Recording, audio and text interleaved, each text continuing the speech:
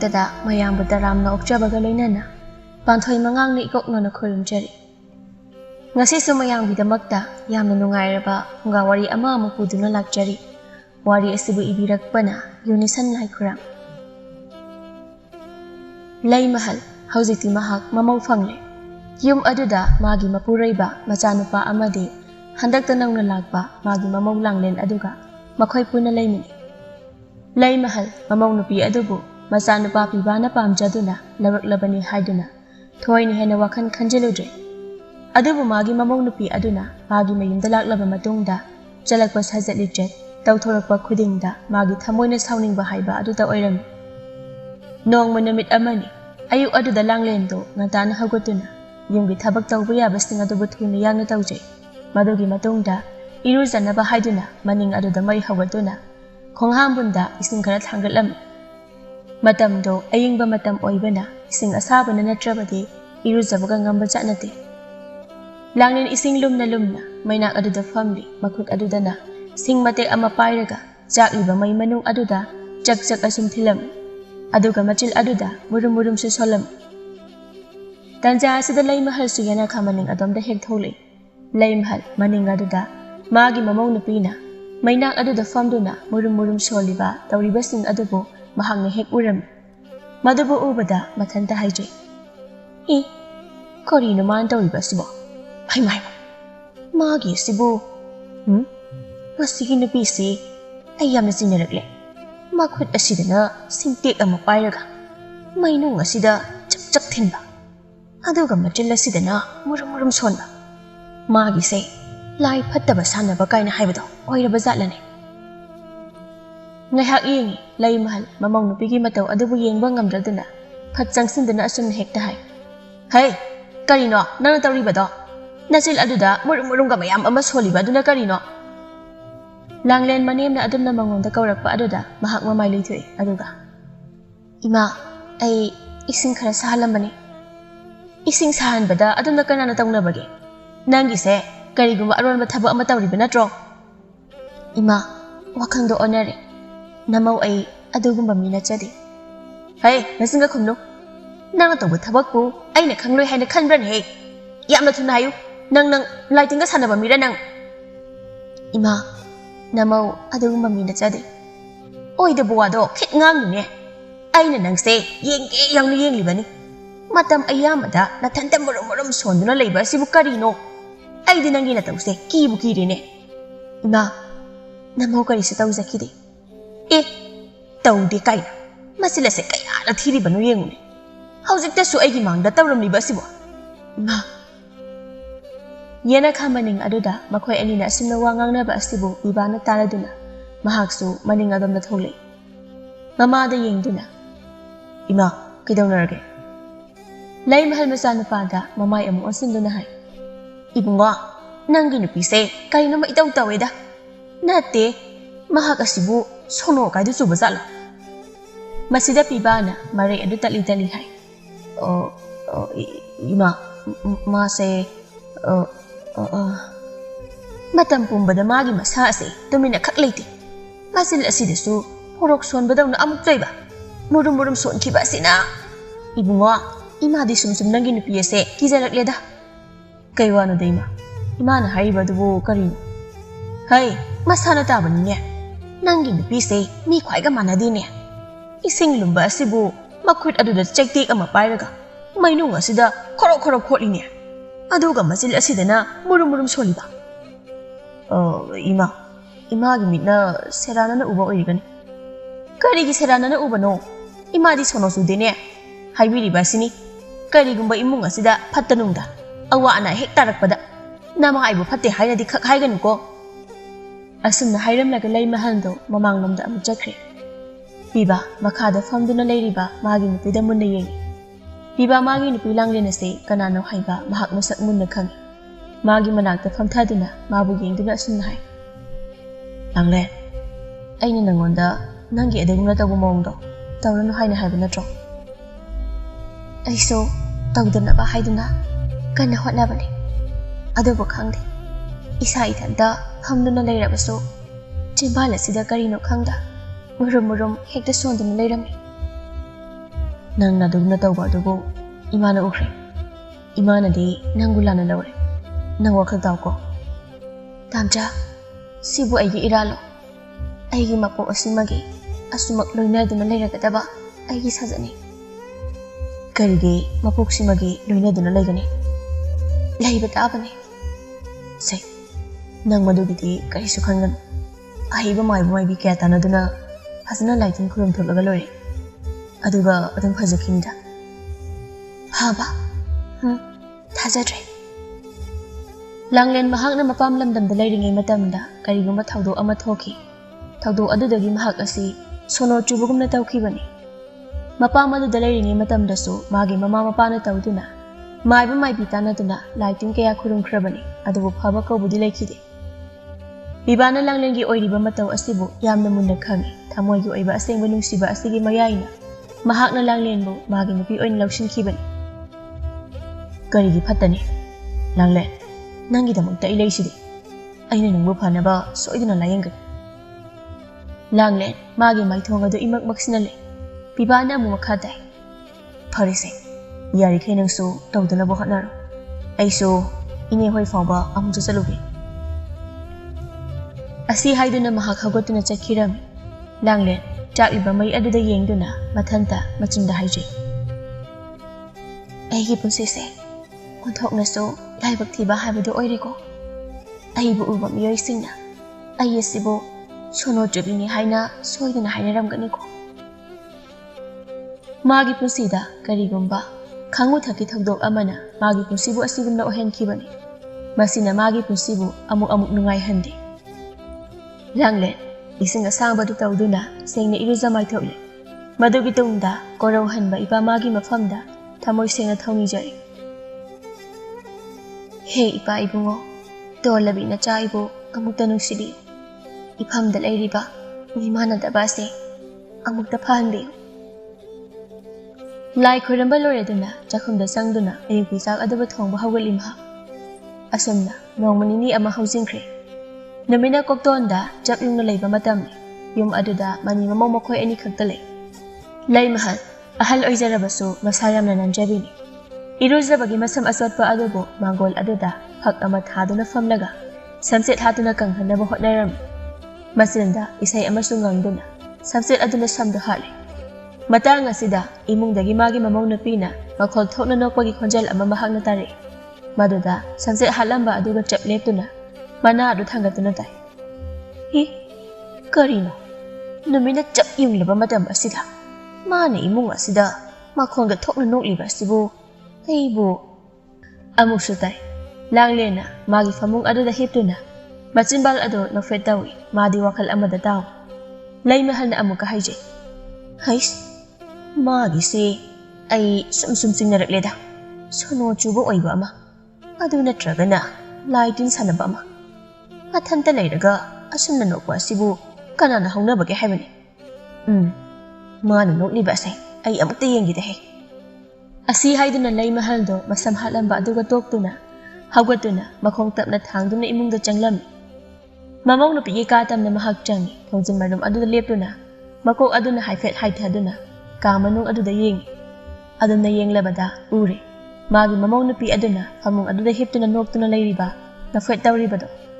Hari, sidi, chana maki angawi nupi nidana.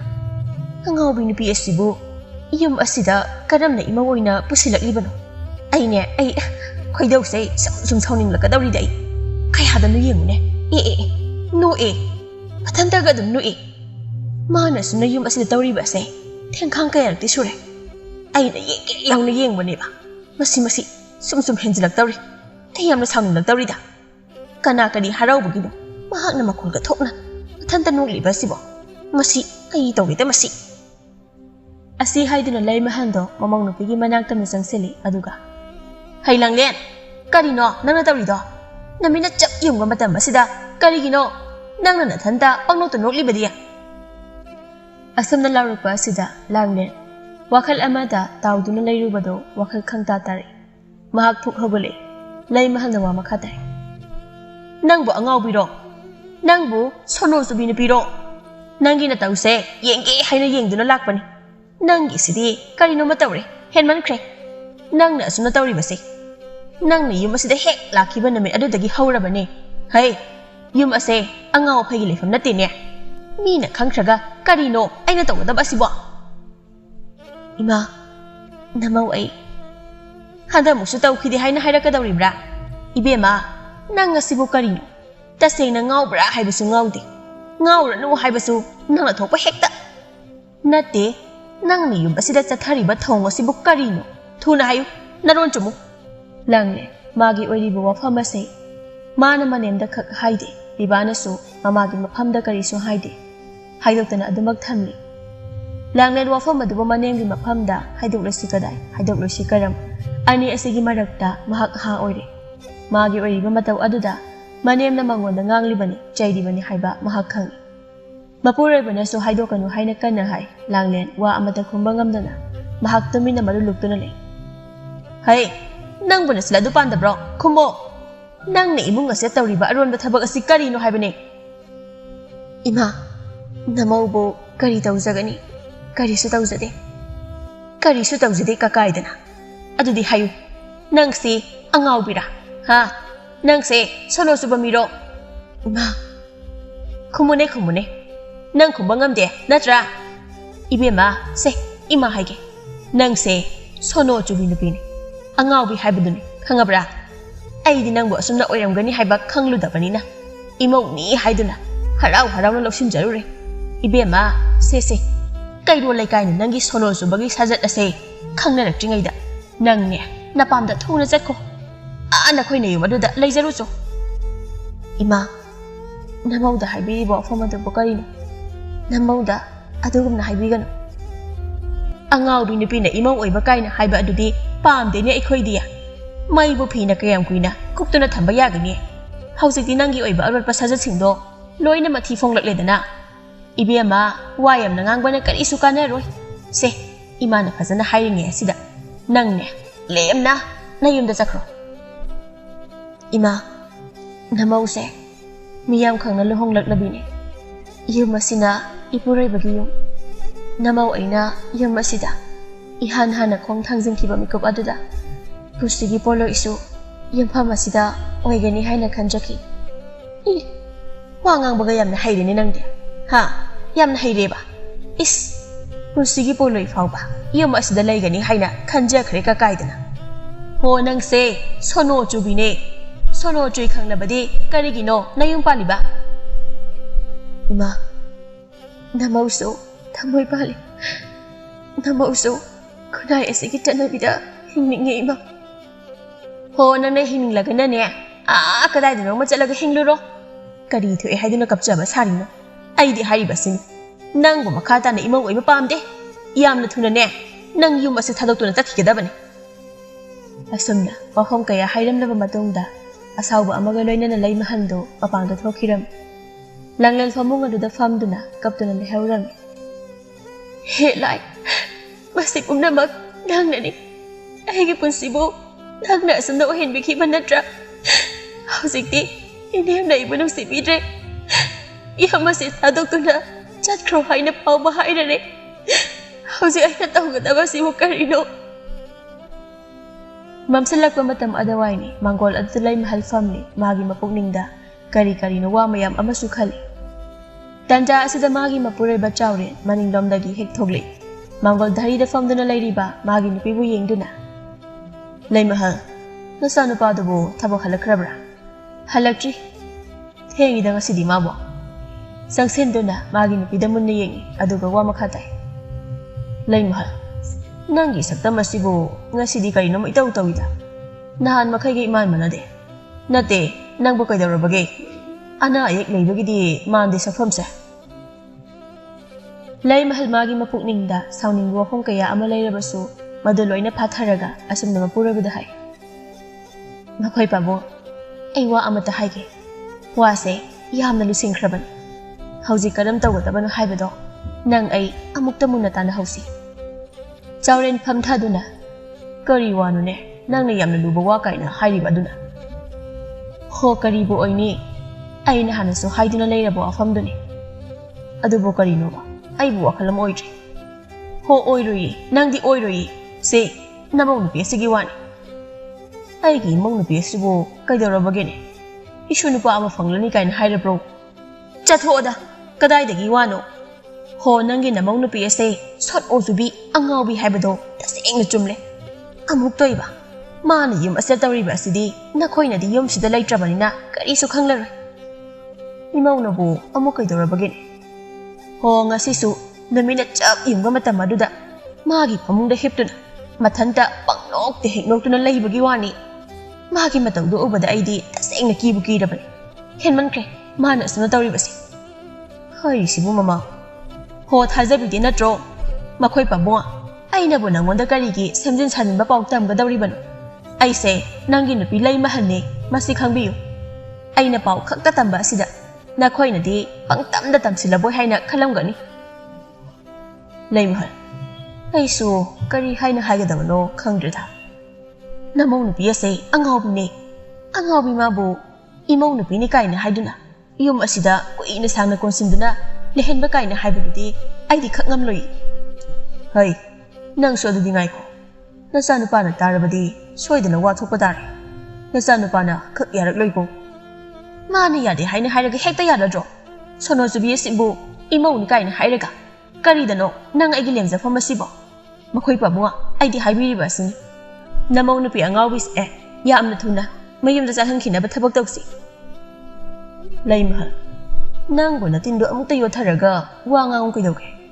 Nang natro luhongbo numit aduda namong nupi asibu lenggon biduna yum asida pusinkiba adubo. Ho maduna ne magi sajalisat khangjinge matamgi wa haujiti pele aine pen pele haina hairiba asini. Aidi yamna ikaiji ko. Nangi wado tumina mutalai ko. Namong nupi asisu loina tarunani. Ho mata nabane aidang asaidagi hairiba mayam ase. Masana sonosi haiba khangjaraga karigino haibani mana lohonglakliba asibo. Nangsu madudi haimalida yumgi thabo ingkhang punnamak mana loina tawri. Mahak asai afoba imongni. Ho phagera pharoira aigidi haijariba asini. Mabu yumsida koina lehenbadi khak yararoi. Asumna makhoi anina wari sanaringi matang asida thongalda piba changlaklam. Zawrena macha nupana thabak halakpadu uraduna magi nupida hai. Nacha nupa halakle nangi wadu lepo tumina leiroko.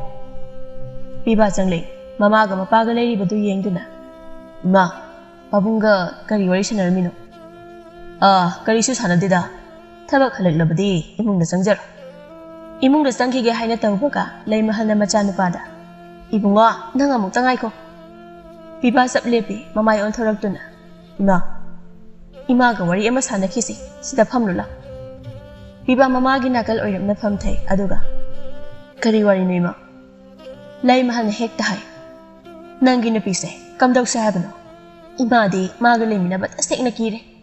Lairi ba kairo lekay gi miyoy singa sinak khangnarak tringaida. Mabu mayumda chalhan krasi. Imungda lairi balang lenso manem na mapuray bagi mafamda hairibo famadu loy na tay. Mahak miludagi pirang sinthaduna sukapjay magi thamoy yamna nusijay. Piba mamagi wahay adu tabada. Kari noima. Mana habiriba adubo karino. Hai nangi dipise ni khwaiga manadine. Magi oiba tongana lisat ama chatline. Mathanta nokpa mathanta murum sonda. Apuna ba amadangna ubudangna tawine. Imagi wakhangna oiramganida. Nang hariba asinadi nama aina hariba wa ase arhanbani asinine. Imagi bunga nang se nama aina thabum tara na puduna poklibani ko. Imana pokpiramne. Ado kadaw sa haina hoje. Kaidaw ba haibubu nangi nupi se mapamda chalhankro. Maside pibado konjaldo saurap na haide. Ima naza aina saukhrabadi mi laiki de habasa ima khangdraba maline. Saurak sangluk labanina nama ai phuge siro nang na hairi base. Ima nang nupi ne nang mama ne mama amo ibagi wadu ngangbiyo. Ho ai bu hana asumna nganglam bro nangi na pigi sajat lisat asina ne aina asumna ngangli base. Yengo chak thongle chakhumda famduna mathanta wari sajai. Yena khada thokle maningda mathanta famduna leramkani. Ngasai su famung asida hiplaga hekta nogle. Masi mayam asibu karino haibani. Piba ꯃꯃꯥꯅ ꯃꯥꯒꯤ ꯃꯐꯝꯗ ꯍꯥꯏꯔꯤꯕꯁꯤꯡ ꯑꯁꯤ ꯑꯆꯨꯝꯕ ꯉꯥꯛꯇꯅꯤ ꯍꯥꯏꯕ ꯃꯍꯥꯛ ꯈꯪꯏ꯫ ꯃꯇꯝ ꯀꯌꯥ ꯃꯃꯥ ꯃꯄꯥ ꯑꯅꯤꯒꯤ ꯃꯐꯝꯗ ꯂꯣꯠꯇꯨꯅ ꯊꯝꯂꯛꯄ ꯋꯥꯐꯝ ꯑꯗꯨꯕꯨ ꯍꯥꯏꯗꯣꯛꯄꯅ ꯐꯔꯅꯤ ꯍꯥꯏꯅ ꯃꯍꯥꯛ ꯍꯧꯖꯤꯛꯇꯤ ꯈꯜꯂꯛꯏ꯫ ꯍꯥꯏꯗꯣꯛꯇꯨꯅ ꯊꯝꯕ ꯋꯥꯐꯝ ꯑꯁꯤꯅ ꯃꯃꯥꯅ ꯃꯥꯒꯤ ꯅꯨꯄꯤꯕꯨ ꯃꯇꯝ ꯄꯨꯝꯕꯗ ꯂꯥꯟꯅ ꯂꯧꯈꯤꯕ ꯇꯥꯔꯦ ꯍꯥꯏꯗꯨꯅ ꯋꯥꯐꯝ ꯑꯗꯨ ꯍꯥꯏꯗꯣꯛꯅꯕ ꯃꯥꯒꯤ ꯅꯨꯄꯤꯕꯨ ꯀꯧꯏ꯫ ꯂꯥꯡꯂꯦꯟ, ꯅꯪ ꯑꯃꯨꯛꯇ ꯃꯄꯥꯟꯗ ꯊꯣꯛꯂꯛꯑꯣ꯫ ꯆꯥꯎꯔꯦꯜꯅ ꯃꯥꯒꯤ ꯅꯨꯄꯤꯗ, ꯂꯩꯃꯍꯜ, ꯅꯪꯁꯤ ꯑꯣꯟꯊꯣꯛꯅ ꯋꯥ ꯉꯥꯡꯈ꯭ꯔꯦꯗꯀꯣ꯫ ꯅꯆꯥꯅꯨꯄꯥ ꯑꯁꯤ ꯁꯥꯎꯈꯤꯕ ꯇꯥꯔꯦ꯫ ꯍꯦꯔ ꯃꯈꯣꯏ ꯄꯥꯕꯨꯡ, ꯅꯆꯥꯅꯨꯄꯥꯕꯨ ꯌꯥꯝꯅ ꯀꯤꯕꯒꯤ ꯋꯥꯔꯣ? ꯉꯁꯤꯗꯤ ꯑꯩꯈꯣꯏ ꯄꯨꯟꯅ ꯁꯨꯔꯤꯉꯩ ꯑꯁꯤꯗ ꯆꯞ ꯆꯥꯕ ꯋꯥꯐꯝ ꯑꯃ ꯉꯥꯡꯅꯒꯗꯧꯔꯤꯕꯅꯤ꯫ ꯑꯩꯅ ꯇꯧꯔꯤꯕ ꯑꯁꯦ ꯑꯩꯈꯣꯏ ꯄꯨꯝꯅꯃꯛꯀꯤ ꯐꯅꯕꯅꯤ꯫ ꯅꯪꯒꯤꯁꯦ ꯋꯥ ꯌꯥꯝꯅꯅꯕꯅꯤꯀꯣ꯫ ꯏꯃꯨꯡꯗꯒꯤ ꯂꯥꯡꯂꯦꯟ ꯊꯣꯛꯂꯛꯏ ꯄꯤꯕꯥꯅ꯫ ꯂꯥꯡꯂꯦꯟ, ꯁꯤꯗ ꯐꯝꯃꯨ ꯂꯥꯎ꯫ ꯂꯥꯡꯂꯦꯟꯁꯤ ꯃꯄꯨꯔꯣꯏꯕꯒꯤ ꯅꯥꯀꯜꯗ ꯐꯝꯊꯩ ꯄꯤꯕꯥꯅ ꯃꯥꯒꯤ ꯃꯃꯥ ꯃꯄꯥ ꯑꯅꯤꯕꯨ ꯌꯦꯡꯗꯨꯅ ꯑꯁꯨꯝꯅ ꯍꯥꯏꯔꯛꯏ꯫ ꯏꯃꯥ, ꯄꯥꯕꯨꯡ, ꯉꯁꯤꯗꯤ ꯏꯃꯥ ꯄꯥꯕꯨꯡ ꯑꯅꯤꯒꯤ ꯃꯐꯝꯗ ꯅꯆꯥ ꯅꯃꯧ ꯑꯅꯤꯅ ꯂꯣꯠꯇꯨꯅ ꯊꯝꯂꯛꯄ ꯋꯥꯐꯝ ꯑꯃ ꯍꯥꯏꯗꯣꯛꯆꯔꯒꯦ꯫ ꯃꯁꯤꯗ ꯂꯩꯃꯍꯜꯅ, ꯂꯣꯠꯇꯨꯅ ꯊꯝꯂꯛꯄ ꯋꯥꯐꯝ ꯍꯥꯏꯕ? ꯀꯔꯝꯕ ꯋꯥꯐꯝ? ꯏꯃꯥ, ꯅꯃꯧ ꯅꯨꯄꯤꯁꯦ ꯇꯁꯦꯡꯅ ꯁꯣꯅꯣ ꯆꯨꯕꯤ ꯑꯉꯥꯎꯕꯤ ꯍꯥꯏꯕꯗꯨ ꯅꯠꯇꯦ꯫ ꯀꯔꯤꯒꯨꯝꯕ ꯊꯧꯗꯣꯛ ꯑꯃꯗꯒꯤ ꯃꯥꯒꯤ ꯄꯨꯟꯁꯤ ꯑꯁꯨꯝꯅ ꯑꯣꯏꯈꯤꯕꯅꯤ꯫ ꯍꯥ? ꯀꯔꯝꯕ ꯊꯧꯗꯣꯛ? ꯍꯥꯏꯌꯨ, ꯀꯔꯝꯕ ꯊꯧꯗꯣꯛꯄꯨꯅꯣ? ꯃꯇꯝꯗꯣ ꯃꯥꯅ ꯃꯄꯥꯝ ꯂꯝꯗꯝꯗ ꯂꯩꯔꯤꯉꯩ, ꯃꯥꯅ ꯂꯩꯁꯥꯕꯤ ꯑꯣꯏꯔꯤꯉꯩ ꯃꯇꯝꯒꯤ ꯋꯥꯔꯤ꯫ ꯅꯨꯃꯤꯠꯇꯣ ꯅꯨꯡꯁꯥꯁꯨ ꯑꯃꯨꯛ ꯇꯣꯏꯕ ꯈꯨꯠꯁꯥ ꯑꯃꯅꯤ꯫ ꯀꯅꯥ ꯑꯃꯠꯇ ꯌꯨꯝꯗꯒꯤ ꯃꯄꯥꯟ ꯊꯣꯛꯅꯗꯦ꯫ ꯏꯃꯨꯡꯗ ꯅꯨꯡꯁꯥꯒꯤ ꯑꯁꯥꯕ ꯃꯩꯁꯥ ꯈꯥꯡꯗꯨꯅ ꯂꯣꯏꯅ ꯂꯩꯅꯩ꯫ ꯃꯇꯝ ꯑꯁꯤꯗ ꯂꯥꯡꯂꯦꯟꯗꯣ ꯀꯔꯤ ꯈꯜꯂꯨꯔꯕꯅꯣ ꯈꯪꯗꯦ, ꯆꯤꯡ ꯇꯝꯅ ꯍꯦꯛꯇ ꯆꯠꯂꯤ꯫ ꯃꯍꯥꯛ ꯆꯤꯡ ꯌꯧꯔꯦ꯫ ꯆꯤꯡꯒꯤ ꯂꯝꯕꯤ ꯑꯗꯨꯗ ꯑꯁꯨꯝ ꯆꯠꯇꯨꯅ ꯃꯃꯤꯠ ꯑꯗꯨꯅ ꯍꯧꯔꯤꯕ ꯎꯁꯤꯡ ꯑꯗꯨꯒꯤ ꯎꯊꯛ ꯑꯗꯨꯗ ꯀꯨꯌꯦꯡ ꯌꯦꯡꯏ꯫ ꯀꯨꯌꯦꯡ ꯌꯦꯡꯗꯨꯅ ꯑꯃꯨꯛ ꯍꯥꯏꯖꯩ, ꯍꯩꯀ꯭ꯔꯨ ꯄꯥꯝꯕꯤ ꯑꯃ ꯁ꯭ꯋꯥꯏꯗ ꯍꯧꯈꯤꯕꯒꯨꯝꯅ ꯇꯧꯕꯅꯤ꯫ ꯍꯧꯕ ꯎꯗꯦꯅꯦ ꯃꯗꯨꯕꯣ꯫ ꯁ꯭ꯋꯥꯏꯗꯗꯤ ꯃꯥꯟꯈ꯭ꯔꯦꯗ꯫ ꯍꯩꯀ꯭ꯔꯨ ꯍꯦꯛꯅꯕ ꯊꯤꯔꯤꯕꯅꯤ ꯍꯥꯏꯗꯨꯅ ꯅꯨꯃꯤꯠ ꯆꯞ ꯌꯨꯡꯕ ꯑꯗꯨꯗ ꯆꯤꯡ ꯑꯗꯨꯗ ꯃꯍꯥꯛ ꯃꯊꯟꯇ ꯆꯠꯂꯤ꯫ ꯆꯤꯡ ꯑꯗꯨꯗ ꯑꯇꯣꯞꯄ ꯃꯤ ꯀꯅꯥ ꯑꯃꯠꯇ ꯂꯩꯕꯁꯨ ꯎꯗꯦ꯫ ꯃꯥꯗꯤ ꯃꯥꯒꯤ ꯊꯣꯛꯄ ꯑꯃ ꯆꯠꯂꯤ꯫ ꯃꯇꯝ ꯑꯁꯤꯗ ꯂꯥꯡꯂꯦꯟꯗꯣ ꯍꯦꯂꯣꯏꯅ ꯃꯥꯕꯨ ꯆꯦꯜꯂꯝꯃꯤ꯫ ꯃꯥ ꯃꯁꯥꯗꯤ ꯀꯔꯤꯁꯨ ꯈꯪꯂꯝꯗꯦ꯫ ꯍꯩꯀ꯭ꯔꯨ ꯊꯤꯕꯒꯤ ꯈꯣꯡꯆꯠ ꯑꯗꯨꯅ ꯃꯥꯕꯨ ꯍꯦꯂꯣꯏꯅ ꯆꯦꯜꯂꯔꯦ꯫ ꯍꯦꯂꯣꯏꯅ ꯃꯥꯕꯨ ꯆꯦꯟꯗꯨꯅ ꯆꯤꯡ ꯑꯗꯨꯗ ꯑꯁꯨꯝ ꯄꯨꯁꯤꯜꯂꯝꯃꯤ꯫ ꯃꯇꯝ ꯑꯁꯤꯗ ꯂꯥꯡꯂꯦꯟꯗꯣ ꯃꯥꯡꯈ꯭ꯔꯦ ꯍꯥꯏꯕꯒꯤ ꯄꯥꯎ ꯑꯁꯤ ꯈꯪꯂꯛꯂꯝꯃꯤ꯫ ꯃꯥꯒꯤ ꯃꯃꯥ ꯃꯄꯥ ꯑꯅꯤꯒꯤ ꯃꯊꯃꯣꯏ ꯑꯗꯨ ꯌꯥꯝꯅ ꯋꯥꯖꯔꯝꯃꯤ꯫ ꯃꯈꯣꯏ ꯑꯅꯤꯅ ꯃꯥꯏꯕ ꯁꯥꯕ ꯍꯩꯇꯣꯟꯒꯤ ꯃꯅꯥꯛꯇ ꯆꯠꯇꯨꯅ ꯄꯥꯎ ꯑꯗꯨꯕꯨ ꯇꯝꯂꯝꯃꯤ꯫ ꯑꯌꯤꯡꯕꯤꯅ, ꯇꯥꯗ, ꯏꯆꯥꯅꯨꯄꯤꯒꯤ ꯈꯣꯡꯒꯨꯜ ꯑꯃꯨꯛꯇ ꯂꯤꯕꯤꯌꯨꯅꯦ꯫ ꯃꯁꯤꯗ ꯍꯩꯇꯣꯟꯅ, ꯄꯥꯈꯠꯀꯤꯅꯨꯁꯦ꯫ ꯅꯪꯒꯤ ꯇꯥꯗ ꯍꯩꯇꯣꯟ ꯂꯩꯔꯤꯕꯁꯤꯗꯤ ꯑꯩ ꯃꯨꯟꯅ ꯑꯃꯨꯛꯇ ꯌꯦꯡꯈꯤꯒꯦ꯫ ꯇꯃꯥꯅ ꯑꯃꯨꯛ, ꯇꯥꯗ, ꯐꯖꯅ ꯑꯃꯨꯛꯇ ꯌꯦꯡꯕꯤꯌꯨ꯫ ꯃꯥꯏꯕ ꯍꯩꯇꯣꯟꯅ ꯃꯃꯤꯠꯇꯣ ꯆꯦꯖꯦꯠ ꯎꯏꯁꯤꯜꯂꯤ꯫ ꯃꯆꯤꯟꯗ ꯃꯥꯅ ꯈꯪꯖꯕ ꯂꯩꯋꯥ ꯑꯃ ꯑꯅꯤ ꯍꯦꯛꯇ ꯁꯣꯜꯂꯤ꯫ ꯑꯗꯨꯅ ꯇꯧꯗꯨꯅ ꯃꯄꯨꯛꯅꯤꯡ ꯆꯪꯅ ꯌꯦꯡꯂꯕꯗ ꯆꯤꯡꯂꯛ ꯑꯗꯨꯗ ꯇꯥꯏꯕꯪ ꯅꯨꯆꯥ ꯑꯃꯕꯨ ꯍꯦꯂꯣꯏ ꯑꯇꯣꯝꯕꯤꯅ ꯆꯦꯟꯗꯨꯅ ꯄꯨꯔꯤꯕꯗꯨ ꯍꯦꯛ ꯎꯔꯝꯃꯤ꯫ ꯃꯃꯩ ꯁꯠ ꯄꯥꯡꯊꯣꯛꯇꯨꯅ, ꯇꯣꯃꯥ, ꯑꯌꯤꯡꯕꯤ, ꯅꯆꯥꯅꯨꯄꯤꯗꯣ ꯃꯃꯥꯡ ꯆꯤꯡ ꯑꯁꯤꯗ ꯂꯩꯔꯦ꯫ ꯍꯦꯂꯣꯏꯅ ꯃꯥꯕꯨ ꯆꯦꯟꯗꯨꯅ ꯄꯨꯕꯅꯤ꯫ ꯄꯪꯂꯥꯞ ꯂꯥꯞꯄ ꯑꯣꯏꯗ꯭ꯔꯤ꯫ ꯍꯧꯖꯤꯛꯃꯛ ꯆꯤꯡ ꯑꯁꯤ ꯇꯝꯅ ꯆꯠꯁꯤ꯫ ꯇꯣꯃꯥꯜ ꯑꯃꯗꯤ ꯑꯌꯤꯡꯕꯤ ꯃꯈꯣꯏ ꯑꯅꯤꯒꯤ ꯃꯊꯃꯣꯏꯗꯤ ꯄꯥꯈꯠꯄ ꯑꯃꯁꯨ ꯌꯥꯎꯔꯛꯂꯤ꯫ ꯈꯨꯗꯛ ꯑꯗꯨꯗ ꯃꯈꯣꯏ ꯑꯍꯨꯝ ꯑꯃꯗꯤ ꯍꯨꯟꯖꯥ ꯃꯤꯑꯣꯏ ꯈꯔ ꯇꯧꯗꯨꯅ ꯃꯃꯥꯡ ꯆꯤꯡ ꯑꯗꯨ ꯇꯝꯅ ꯆꯠꯂꯝꯃꯤ꯫ ꯂꯝꯕꯤꯗ ꯆꯠꯅ ꯃꯥꯏꯕ ꯍꯩꯇꯣꯟꯅ ꯂꯥꯡꯂꯦꯟꯕꯨ ꯍꯦꯂꯣꯏ ꯑꯇꯣꯝꯕꯤ ꯑꯗꯨꯅ ꯆꯤꯡꯗꯨꯅ ꯄꯨꯕ ꯉꯝꯈꯤꯗꯅꯕ ꯃꯌꯥꯏ ꯀꯜꯂꯕ ꯂꯩꯋꯥ ꯂꯩꯁꯣꯟ ꯑꯃꯁꯨ ꯁꯣꯜꯂꯝꯃꯤ꯫ ꯁꯣꯝꯗꯅ ꯆꯤꯡ ꯑꯗꯨꯗꯅꯤ꯫ ꯂꯥꯡꯂꯦꯟ ꯃꯥꯗꯤ ꯇꯥꯏꯕꯪ ꯋꯥꯈꯜ ꯇꯥꯗ꯭ꯔꯦ꯫ ꯑꯗꯨꯝꯅ ꯍꯦꯂꯣꯏ ꯑꯇꯣꯝꯕꯤ ꯑꯗꯨꯅ ꯃꯥꯕꯨ ꯅꯥꯎꯊꯦꯟꯗꯨꯅ ꯆꯦꯟꯗꯨꯅ ꯄꯨꯈꯤꯕ ꯑꯗꯨꯅ ꯃꯍꯥꯛ ꯃꯥꯂꯪ ꯑꯃꯗ ꯇꯥꯎꯗꯨꯅ ꯆꯠꯂꯤ꯫ ꯍꯦꯂꯣꯏ ꯑꯇꯣꯝꯕꯤ ꯑꯗꯨꯗꯤ ꯃꯥꯒꯤ ꯊꯃꯣꯏ ꯍꯔꯥꯎꯖꯩ꯫ ꯑꯁꯨꯝ ꯆꯤꯡꯗꯨꯅ ꯄꯨꯗꯨꯅ ꯆꯠꯂꯝꯕꯗꯒꯤ ꯃꯥꯅ ꯆꯤꯡꯂꯤꯕ ꯇꯥꯏꯕꯪ ꯅꯨꯆꯥ ꯑꯗꯨꯒꯤ ꯍꯛꯆꯥꯡꯅ ꯈꯪꯂꯨꯝ ꯍꯦꯛ ꯂꯨꯝꯂꯛꯂꯝꯃꯤ꯫ ꯃꯍꯥꯛꯅ ꯆꯤꯡꯕ ꯉꯝꯂꯛꯂꯝꯗꯦ꯫ ꯃꯗꯨꯗ ꯃꯍꯥꯛꯅ ꯃꯊꯟꯇ ꯍꯥꯏꯖꯩ, ꯀꯔꯤꯅꯣ? ꯇꯥꯏꯕꯪ ꯅꯨꯆꯥ ꯑꯣꯏꯕꯤ ꯃꯥꯅ ꯈꯪꯂꯨꯝ ꯂꯨꯝꯊꯔꯤꯕ ꯑꯁꯤꯅ? ꯑꯩꯅ ꯆꯤꯡꯕꯗꯒ ꯃꯆꯤ ꯀꯔꯤꯁꯨ ꯂꯦꯡꯂꯛꯇ꯭ꯔꯦꯅꯦ꯫ ꯀꯝꯗꯧꯕꯅꯣ ꯁꯤꯗꯤ? ꯃꯇꯧ ꯀꯔꯝꯅꯅꯣ ꯍꯥꯏꯅ ꯃꯍꯥꯛ ꯋꯥꯈꯜ ꯇꯧꯏ꯫ ꯃꯥꯏꯕ ꯍꯩꯇꯣꯟꯅ ꯃꯥꯡ ꯊꯥꯗꯨꯅ ꯑꯁꯨꯝ ꯂꯥꯛꯄꯅ ꯆꯤꯡ ꯑꯗꯨ ꯌꯧꯔꯤ꯫ ꯆꯤꯡ ꯑꯗꯨꯒꯤ ꯃꯅꯨꯡꯗ ꯃꯈꯣꯏ ꯆꯪꯁꯤꯜꯂꯤ꯫ ꯑꯌꯤꯡꯕꯤꯅ, ꯇꯥꯗ, ꯏꯆꯥꯅꯨꯄꯤꯅ ꯂꯩꯔꯝꯒꯗꯕ ꯃꯐꯝ ꯑꯗꯨꯕꯨ ꯀꯗꯥꯏꯋꯥꯏꯗꯅꯣ? ꯏꯕꯦꯝꯃ, ꯆꯤꯡ ꯑꯁꯤꯒꯤ ꯃꯅꯨꯡꯗ ꯈꯔ ꯆꯪꯂꯒ ꯂꯣꯛꯆꯞ ꯑꯃ ꯂꯩꯕꯅꯤ꯫ ꯃꯐꯝ ꯑꯗꯨꯋꯥꯏꯗꯅꯤ ꯅꯆꯥꯅꯨꯄꯤꯕꯨ ꯑꯩꯅ ꯐꯥꯖꯤꯟꯗꯨꯅ ꯊꯝꯂꯤ꯫ ꯍꯦꯂꯣꯏ ꯑꯗꯨꯅ ꯀꯔꯤꯁꯨ ꯆꯦꯟꯕ ꯉꯝꯂꯣꯏ꯫ ꯈꯔ ꯊꯨꯅ ꯆꯠꯁꯤ꯫ Asi haiduna makhoi makha tana chali. Heloi atombido kari karam tawbano haina wakhal mangduna leiringai ikhang khangaudana taibang minam yamna kanba ama magi manaton sumangda yeirare mamaidu satlo khatuna yeng I karino aigi isada phawrakliba asina aina leiriba mafam asida taibang mi mayam ama lakne ai thuna mafam se thadokduna chelhaudaba yadi khudong thiba nang batare haina khanduna mahak mafam adudagi thuna yangna chakhiram Laimaidana langlena wakhal taduna lehawi mai ba haidona mang thaduna sum lakpa asina haujikti loksap mapa adu yorakli mafam aduda yengluba matamda langlangi haksangna wakhal taduna leiribadu he uri ayingbi masanupigi manakta sangsinduna masanupibu konjai aduga imhagi bema karino isana tariba matawasibo se mit panglo se mitu pangu se mai ba haidona hairi